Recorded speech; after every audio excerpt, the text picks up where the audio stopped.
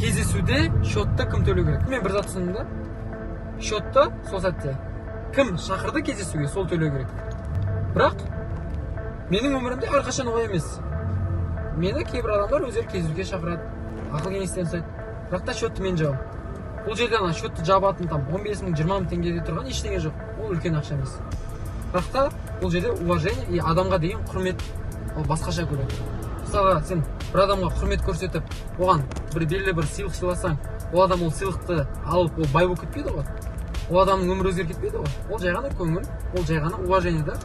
Сол үшін де менің ойымша, сен бизнес кездесуге бір көмек, бір запроспен біреуді шақырдың ба, сен счетты төлеп, барынша ол адамның көңілінен шығуға тырысуың керексің. Себебі ол адамның айтқан ақыл кеңестер ол саған керек бірінші кезекте, оған емес. Сол үшін де әрқашан счетты төлеуге бірінші кезекте ұмтылып жүріңіздер.